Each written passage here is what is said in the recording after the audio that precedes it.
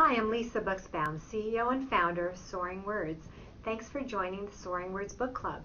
Today we're speaking with Barbara Fredrickson. Barb is the author of Love 2.0, a fascinating new book that will change the way that you look at love. When you think about love, you probably think about romantic love, Valentine's Day cards, or a cute little baby and how much you love all the people in your family. But Barbara has a totally new scientific definition about love, which is going to change the way that you think about it. Thank you so much for joining us today. It's such a great thrill and honor to share your love and your wisdom with so many people. Well, it's great to be here. Thank you for the invitation. How does love predict health? The more we do, the healthier we become. And I think one of our misconceptions about love is that we think of it as this grand, once-in-a-lifetime event, when in fact it's these daily micro moments of connection are very vital forms of love that keep us healthy over time.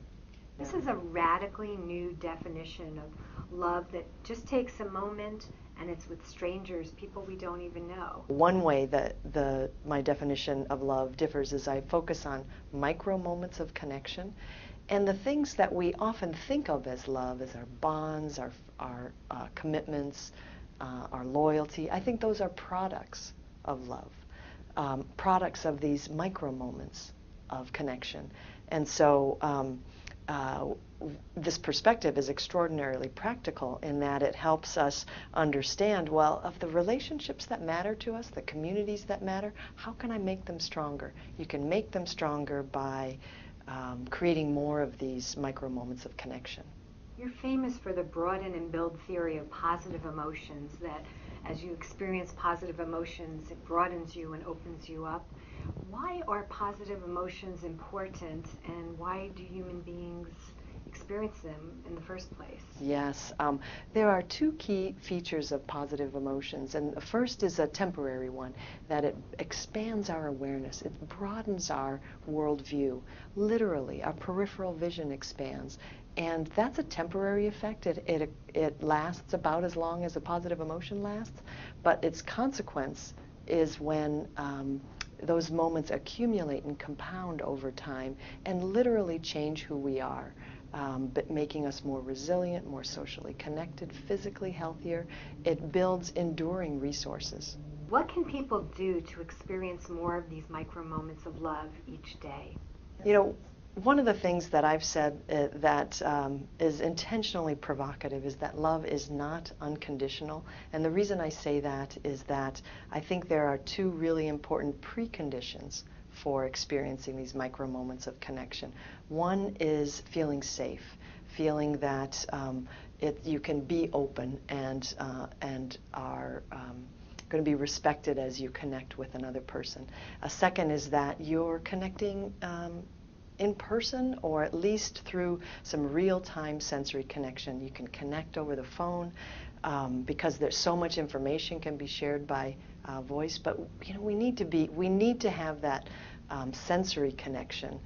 And eye contact turns out to be really vital, a real key pathway through which we share and exchange our emotions and connect and build bridges between us. So you mentioned, and it's so important, the eye contact. It could be in the voice, which communicates so much emotion. It could be a sense of touch, you know, touching someone's shoulder, giving them a hug. Yeah. And then in your book you talked about smiles. Can you talk about that a little bit? Right. They allow people to build these connections, sense of commitment and trust and loyalty. So all kinds of things emerge from sincere affiliative smiles. And so one of the things I argue is that the function of a smile is to create more of these life-giving moments of positivity, resonance, or positive connection with others. Is love contagious? Oh, definitely. I mean, by definition, it's something that's happening. The way I like to say it is that, you know, an experience of love is not one person's experience. It's a very potent biological event that's happening across two brains and bodies at once, or two or more brains and bodies at once. It could be multiple people involved. And it's contagious by definition. It's like a wave that rolls through one person's biochemistry and into the other. And it's a fundamental way in which humans connect. In my experience, the past 12 years, when we do the different Soaring Words art projects in different hospitals, fables and superhero, one child does it for another child, and then another patient does it for another patient, and it's creating this little ripples or tidal waves of love as evidenced in the artwork. And just finished my capstone thesis measuring the impact of this, and all of the patients, hundreds of patients, we measured how they were feeling before they got the gift of the Soaring Super Monkey Art Project, and then after they made a superhero for another child. And all of their positive emotions went right up. They were happier, they felt more loving, they felt more creative, and all the negative emotions went down. Right, and is a kind of a natural pay it forward kind of experience, because the key thing about positive emotions is they expand our awareness in ways that allow us to take in another person's perspective more readily and find new ways in which we connect with others. And that happens sort of automatically, sort of as a positive emotion flowers. And you talk about in Love 2.0 this blurring between me and we. And how does love as the supreme emotion, just a really important emotion, how does that blur those lines between me and you, or between me and us? Even though we are, physically distinct individuals, we are connected. It's a fundamental truth. There are similarities between all humans. We find in our research that when people are experiencing positive emotions, they are much more likely to think and talk in terms of we and us and the collective, and less likely to be just so focused on the self. And that's so important, because one of the hardest things to cope with when you're in the hospital is this sense of isolation, the feeling that you are alone. And I think what Barb is saying to everybody is you're not alone.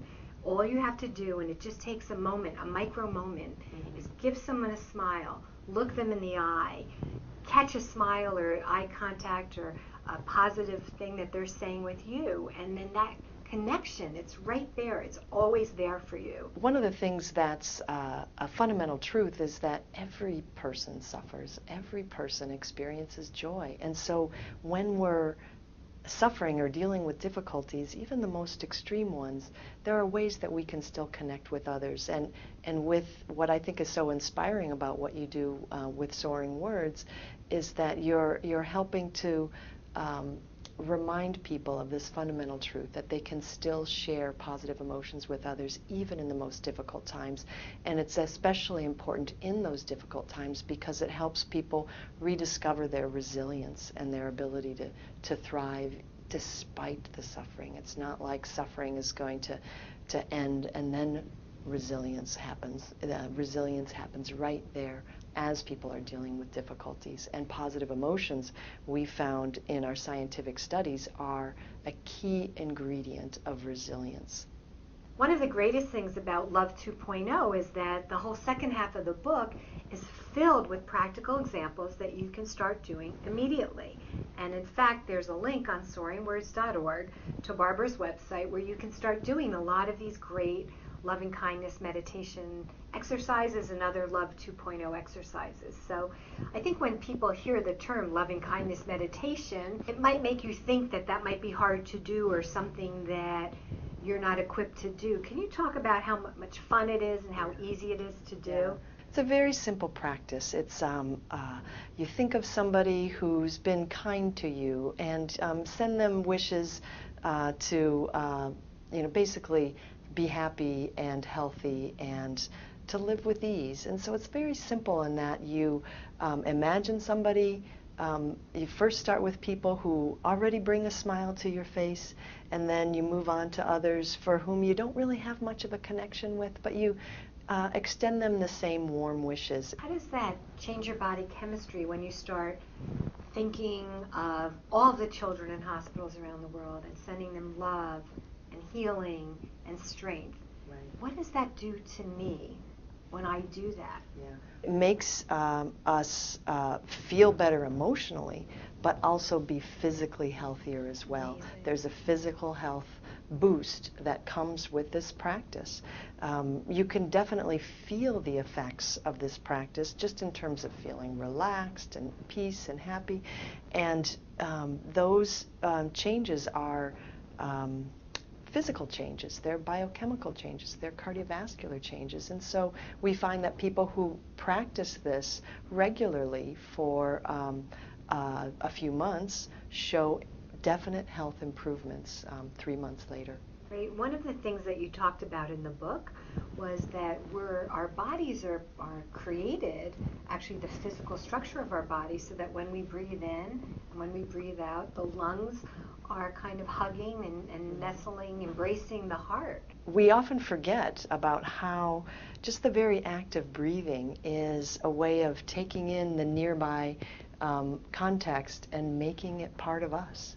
You know, the air that we breathe has oxygen that is soon going to be sent throughout the body. And so there's it's important to just recognize how much of a kind of physical transaction that is between us and our nearby environment. Your book, Positivity, and the point that when you shared the really poignant story about when your husband Jeff had a sudden and unexpected hospitalization, and that really spoke to me because I traveled all around the world and go to thousands of hospitals, and I just see moments of love and beauty and compassion from the nurses and the doctors. And it seemed from your experience, which was fortunate, it was a very short-term hospitalization, but you really saw love and a lot of support everywhere you looked. Right, and there were amazing ways that my neighbors were supporting me by bringing meals and things I could pack in my kids' lunch the next day, in ways that then replenished me so that I could go to the hospital with more energy to be there for my husband. So it helped me discover this wide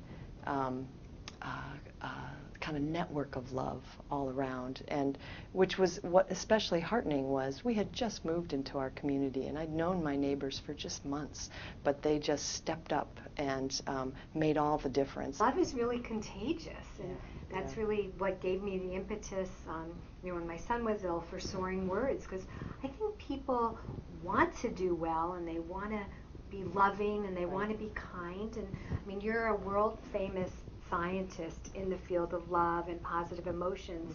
I mean, is that true that people are good and people want to do good? Yeah. This is sort of this is our birthright to experience positive emotions and love. Our bodies are designed for this, and we just need to lean into these moments more often. Our current culture sometimes is set up to keep us separate and busy and running from one thing to the next, and we kind of forget these fundamental truths about being human. And when we do, we put ourselves at risk for kind of just taking our own health down a step. And feeling more isolated. Yeah. And so, there's so much benefit in experiencing positive emotions and love. It's not just that they feel good. They are just very vital nutrients for health and for growth. Great. Well, it's been so much fun and so life-affirming to spend this time together. So on behalf of everyone watching, I want to thank you and salute you. And I know that your book and your work will continue to expand and enrich so many lives. So thank you so much. Oh, and thank you for doing what you do.